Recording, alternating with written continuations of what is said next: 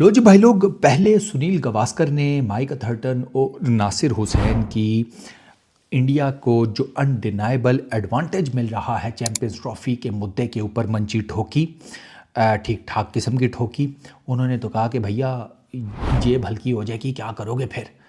बात तो सोचने वाली है भाई। भैया जिस बात से इनकार नहीं किया जा सकता ना, उसको मान लेना चाहिए। अब आगे चलते हैं। अब सौरभ गंगुली ने भी जंप इन किया है। अब दादा बीइंग दादा फ्रॉम बंगाल, वो गुस्से में नहीं आते, वो करते हैं सीधी डायरेक्ट टेक्निकल बात। दादा ये कहते हैं, और मैं ना इस वीडियो में आपको सारा टेक्निकली खोल कर एक्सप्लेन करता हूँ कि ये अनडिनाइबल एडवांटेज, ये सारा मुद्दा है क्या।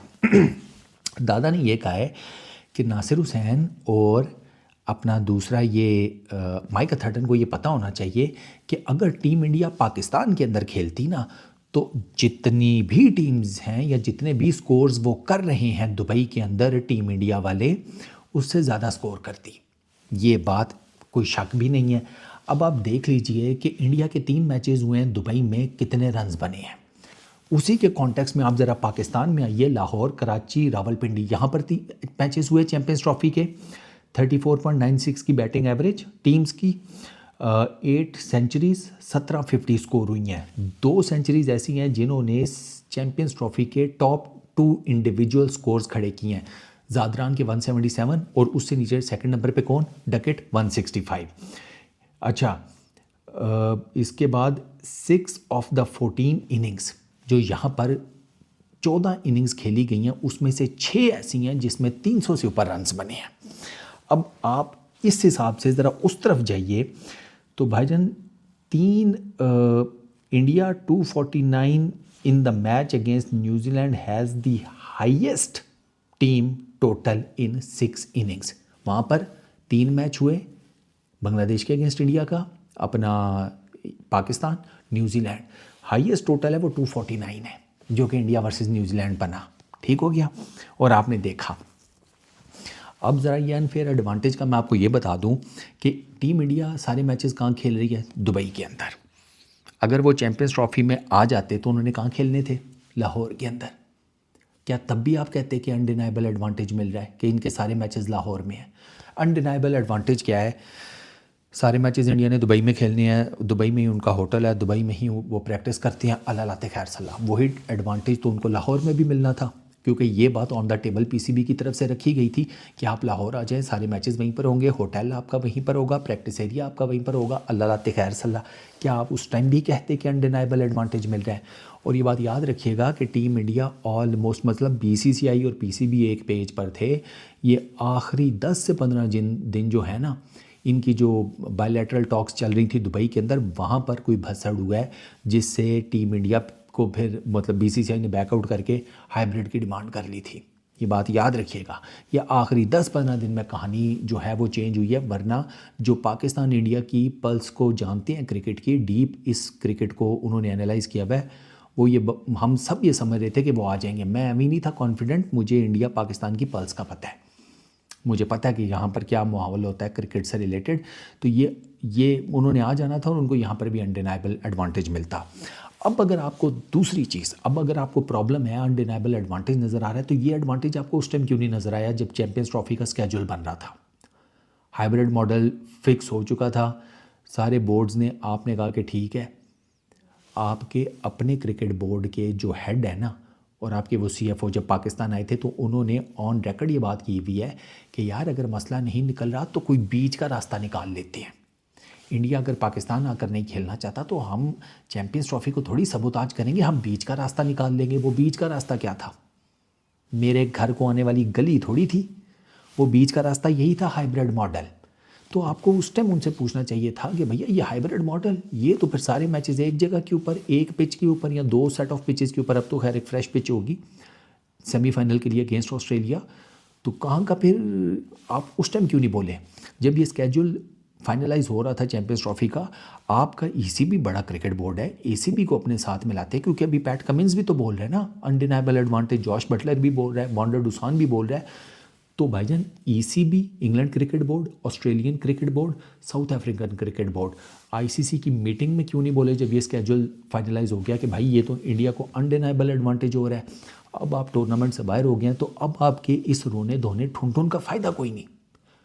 मैं एक चीज़ और यहाँ पर क्लियर कर दूँ कि आपको बड़ी ये कुछ इंडियन फैंस को ये लग रहा है कि यार शायद पाकिस्तान वालों की जल रही है। अबे घंटा, मैं आपको बता रहा हूँ, मैं पाकिस्तानी हूँ, अपने मुंह से कह रहा हूँ, ग्रुप ए में पाकिस्तान चौथे नंबर के ऊपर है, बिल्कुल ठीक जगह के ऊपर है। जिस किस्म की इन्होंने क्रिकेट खेली है, ये चौथे नंबर के ऊपर उसी तरीके से सज रहे हैं जिस तरीके से नई नवेली दुल्हन सजती है या दूल्हे के चेहरे के ऊपर सहरा सजता है। इनको किसी किस्म की कोई माफ़ी नहीं है। ये अगर बिल्कुल बॉटम के ऊपर है ना टेबल के, तो ये डिज़र्व करती है। इसलिए इस चीज़ को निकालते हैं। ये सारा जो घड़मस है, ये मैं आपको बता रहा हूँ, आप देख लें। ये मैंने आपको 5 नाम बता दिए, Mike Atherton, Nasser Hussain, Pat Cummins, Jos Buttler, van der Dussen. ये उनकी स्टेटमेंट्स हैं। हमारी तरफ से किसी ने क्या स्टेटमेंट्स देनी है? हमारी तरफ से तो और बड़ी ही डिफरेंट किस्म की चवलें मारी जाती हैं, उसको छोड़ दें। तो ये आपके क्रिकेट बोर्ड का काम था। अनडिनाइबल एडवांटेज के ऊपर बात करना आपके क्रिकेट बोर्ड्स का काम था। जब टूर्नामेंट शुरू हो गया तो फिर ये सारी चीज़ें आपको एज इट इज़ लेकर चलनी थी। अब आते हैं ज़रा इंडिया की टीम की जो एडवांटेज की आप बात कर रहे हैं। आपने बांग्लादेश के अगेंस्ट उनका मैच देखा। बांग्लादेश वाले पिट रहे होंगे कि काश हमने पहले पावर प्ले में विकेटें बचा ली होती, हम दूसरे पावर प्ले में विकेटें बचा कर खेलते। हमने जहाँ पर 228 किया है, हम शुरू में 50 पर 5 हो गए थे, हम थोड़ी सी विकेटें बचाकर 228 हमने किया था। हम अगर 250 या 250 प्लस कर लेते तो मैच का नतीजा डिफरेंट भी हो सकता था। गुरु ये बात ना करें, उन्होंने इंडिया को फंसा लिया था। ये मान लें आप कि उन्होंने टीम इंडिया की बैटिंग लाइनअप को फंसा लिया था। वो अच्छी क्रिकेट खेले और वो उस फंसने में से बाहर निकल कर मैच जीत गए।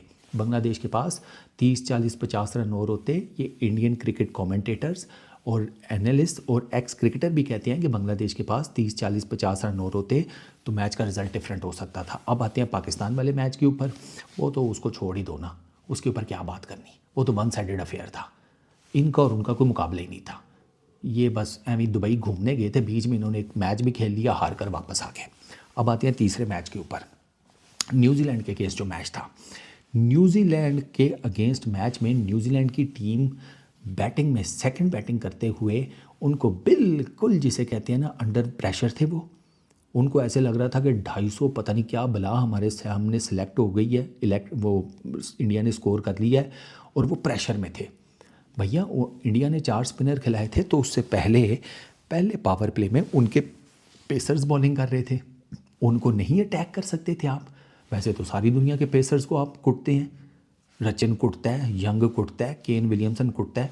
उस दिन कितना इन्होंने कुटा है अपना हार्दिक पांड्या को या मोहम्मद शामी को।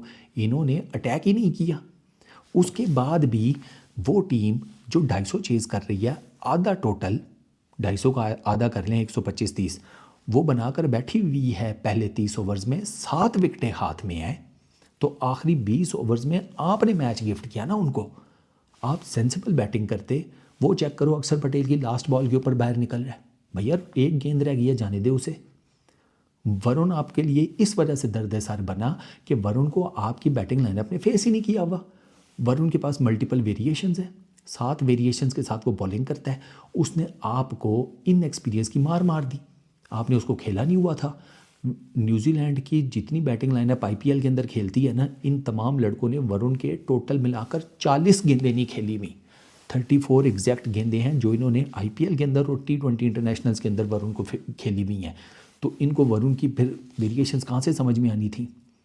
तो वो मैच भी जिसे कहते हैं, आप यूँ कह लेंगे न्यूजीलैंड ने गिफ्ट किया टीम इंडिया को। वो अंडर प्रेशर पता नहीं क्यों खेले थे।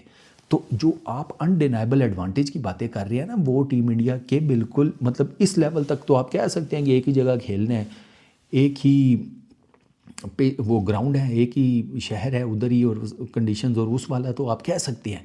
लेकिन आप ये ना कहना कि भाई यहाँ पर हम जिसे कहते हैं हमारे जीतने का कुछ चांस ही नहीं है। ये जो स्लगिश विकेटें बन रही हैं या जो भी आप कह रहे हैं, ये आपको पता है टीम इंडिया के उलट भी पड़ सकता है। आपको पता है कि टॉस कितना इंपॉर्टेंट होगा। कल ऑस्ट्रेलिया टॉस जीत जाता है और टीम इंडिया के अगेंस्ट पहले बैटिंग करता है और ठीक ठाक स्कोर खड़ा कर देता है। आपको क्या लगता है टीम इंडिया को सेकंड बैटिंग करते हुए क्या प्रॉब्लम नहीं होगी? हो सकती है। तो क्रिकेट को क्रिकेट के हिसाब किताब से देखा करें। ये मेरा मशवरा है गोरों को। पता नहीं उनको उर्दू तो समझ आएगी नहीं, लेकिन जिन लोगों की अंग्रेज़ी अच्छी है ना, उनको इस चीज़ का समझा देना।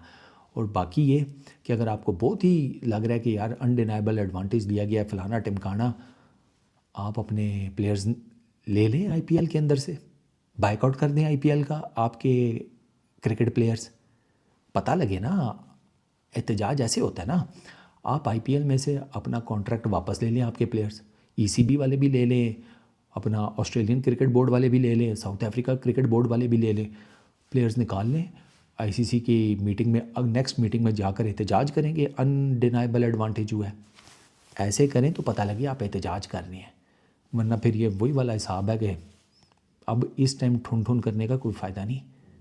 ये वो आप वही वाला काम कर रहे हैं, वो जो बच्चा ज़ेरे तमीर इमारत के बाहर बैठा रो रहा था कि भाई पैसे नहीं देने, ना दे साथ लैंड दे, या वो वाला काम कर रहे हैं। आप अपनी क्रिकेट को छोटा कर रहे हैं। तो जो अनडिनाइबल एडवांटेज का मैंने आपके सामने टोटल पोस्टमार्टम कर दिया, आई रियली होप कि आप समझ गए होंगे। जाते जाते आपको ये बता दूं कि टीम इंडिया की बैटिंग का डॉट बॉल परसेंटेज 47.47 है, अगर मैं गलत नहीं हूँ। 47.47 चौथे नंबर के ऊपर है, पाकिस्तान का 50% है, ऊपर अफ़गानिस्तान और बांग्लादेश है, तो इंडिया चौथे नंबर के ऊपर है। तो जहाँ पर डॉट बॉल्स होती है वहाँ पर प्रेशर बनता है, और उस प्रेशर को आपको क्या उसको कहते हैं, उसका फ़ायदा उठाना पड़ता है। अब आप अगर डॉट बॉल्स खिलाकर टीम इंडिया को प्रेशर में कर रहे हैं और उसके बाद आप उस प्रेशर का फ़ायदा नहीं उठा रहे, तो ये अनडिनाइबल एडवांटेज की कैसे डेफिनेशन बनती है, आप मुझे समझा दें। मैंने आपको टेक्निकली क्रिकेट टर्म्स में बता दिया है कि अनडिनाइबल एडवांटेज की क्या स्टोरी है, और ये सारा घड़मस चल क्या रहा है। बात ख़त्म। अब मेरा ख्याल है कि आप सबको टेक्निकली चीज़ क्लियर हो गई होगी। इस वीडियो में इतनी। अपना बहुत ख्याल रखना, नेक्स्ट वीडियो में मुलाकात होगी। Peace out.